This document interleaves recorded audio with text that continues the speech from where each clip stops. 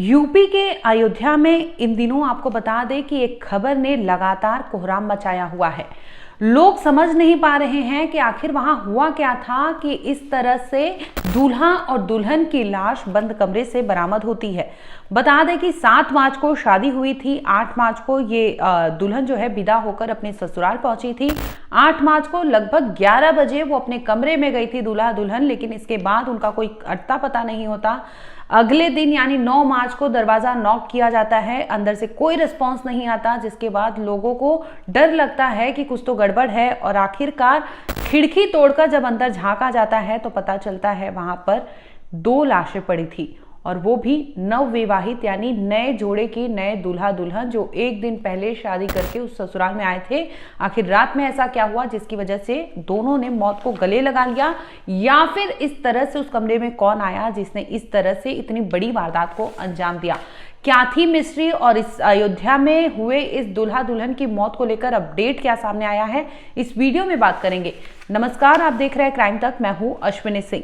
आपको हमने खबर दिखाई थी जिसमें बताया था कि दूल्हा दुल्हन यानी 7 मार्च को ये शादी होती है, 8 मार्च को विदाई होती है और 9 मार्च को इन दोनों की लाश बरामद होती है। आगे कुछ बताएं इसके पहले आपको लिए चलते हैं शादी वाले दिन, जहां पर आप साफ देख सकते हैं कि दूल्हा और दुल्हन कितने खुश थे और दूल्हा किस तरह से अपने दोस्तों के झुंड में नाच रहा था। बकायदा वो शादी के माहौल में पूरी तरह से ढला हुआ था। ऐसा कुछ भी नहीं लग रहा था कि 2 दिन बाद उसकी लाश बरामद होगी, वो भी उस तरह से जिसे उसने वरमाला पहनाया था। आगे कुछ बताएं इसके पहले आपको वीडियो दिखाते हैं जिसमें दूल्हा दुल्हन आप देख सकते हैं कैसे थिरक रहा था, और इसके बाद वहां पर रिसेप्शन यानी जो जयमाला का प्रोग्राम होता है वो पूरी तरह से वहां पर होता है।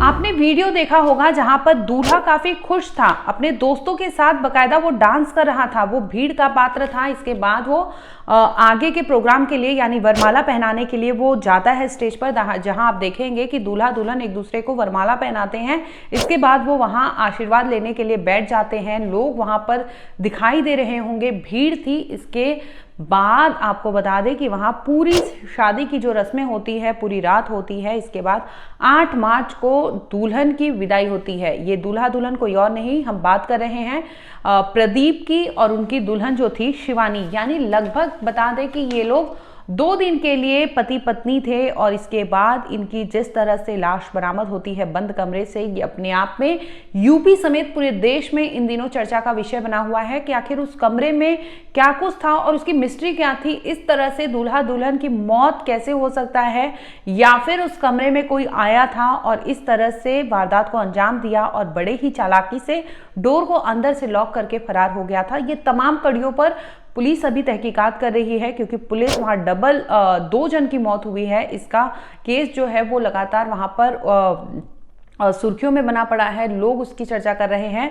इस केस को लेकर पुलिस अभी तहकीकात कर रही है। वहीं घर वालों की बात करें तो घर वालों का बुरा हाल है, क्योंकि 2 दिन पहले जिस घर में शादी का माहौल था, जहां पर नाच गाना हो रहा था, जहां पर खुशियां मनाई जा रही थी, वहां पर अब मातम पसर चुका था।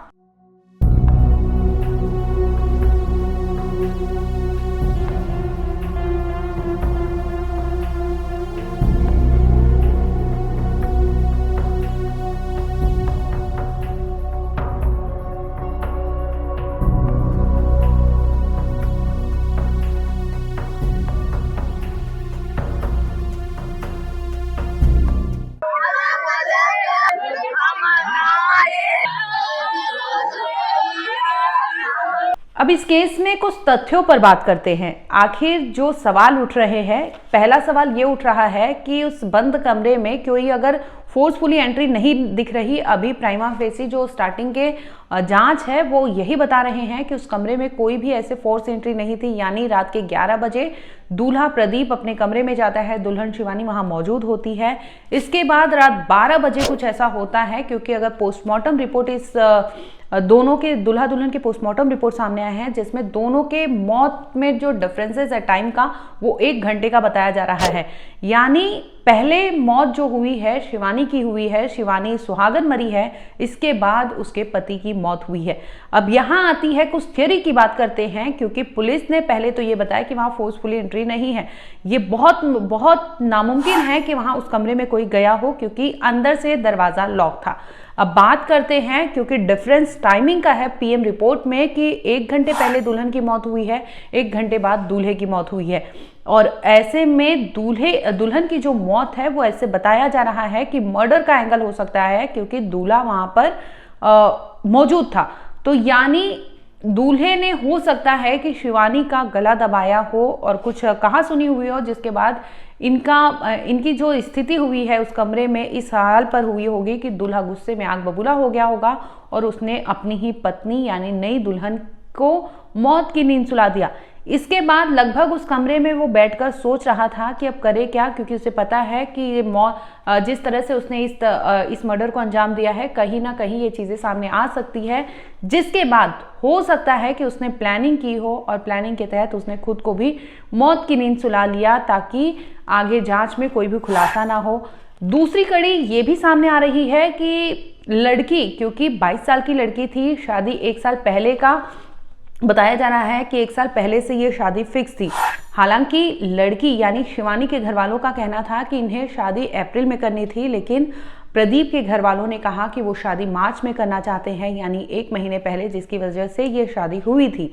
परिवार का ये भी कहना है प्रदीप और शिवानी में दोनों में पहले से बातचीत होती थी, ऐसा कुछ भी नहीं था कि दोनों इस शादी को लेकर कुछ भी खुश नहीं थे या कोई असमंजस था कि उन्हें ये शादी नहीं करनी है, तो ऐसा कुछ नहीं था। दोनों परिवार का ये मानना, ये थियोरी पे काम करना कि दोनों में अनबन था, तो दोनों परिवार मानने को तैयार नहीं है। लेकिन सवाल यहाँ पर एक ये भी उठता है कि खबरों की माने पुलिस में जो चर्चाएं चल रही है वो ये चल रही है कि रात को शिवानी के मोबाइल पर एक फोटो या मैसेज आया, जिसे लेकर शिवानी और उनके पति यानी प्रदीप के बीच में कुछ कहा सुनी होती है, और इसी के बाद इन दोनों में कुछ ऐसा होता है जिसकी वजह से वहां पर 2-2 लाशें बिछ जाती हैं। अब बात करते हैं, क्योंकि ये तमाम पहलू है और ये जांच का विषय है, पुलिस हर एंगल से जांच कर रही है, चाहे वो मर्डर का हो, चाहे वो खुद दोनों मियाँ बीवी अपने से मौत को गले लगाए हो, चाहे फिर कोई थर्ड भी थियोरी पे पुलिस अभी जांच कर सकती है कि क्या किसी प्लानिंग के तहत ये प्लॉट किया गया और इस तरह से नए दूल्हा दुल्हन को मौत की नींद सुला दिया गया। फिलहाल तमाम पहलुओं पर पुलिस जांच कर रही है। इस दरमियान आपको बता दें पीएम रिपोर्ट सामने आया है, जिसमें 1 घंटे का डिफरेंसेस बताया जा रहा है। अगर पीएम रिपोर्ट की बात करें और 1 घंटे के डिफरेंसेस की बात करें, तो यहाँ पर यह साफ होता नजर आता है कि कहीं ना कहीं दूल्हे को ये पता था कि उसकी वाइफ जो है उसकी मौत हो चुकी है या फिर उसने मारा हो। ऐसे में उस कमरे में क्या कोई और था, क्या दूल्हे को पता था इस तरह से चीजें हुई हैं?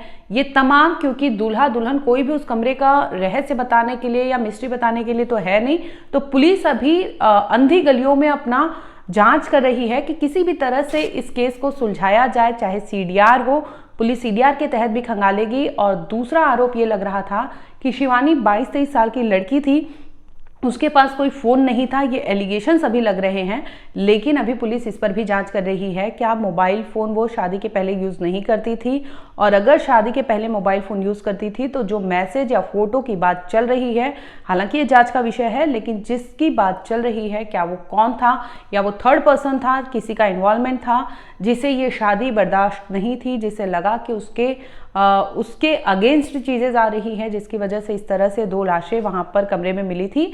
फिलहाल आपको बता दें कि पीएम रिपोर्ट सामने आया है, जिसमें यह बताया जा रहा है कि दोनों के मौत के टाइमिंग में 1 घंटे का डिफरेंसेस है। इसके साथ ही पुलिस कई कड़ियों पर, कई थियोरीज पे काम कर रही है, जिसमें यह भी पुलिस नकार नहीं रही है कि कोई हो सकता है कि बाकायदा प्लानिंग प्लॉटिंग के तहत इस कांड को अंजाम दिया होगा, या फिर जिस तरह से लाशें मिली थी कमरे में, वो भी अपने आप में सबसे बड़ा सबूत है कि हो सकता है दोनों ने खुद से इस चीजों को किया हो।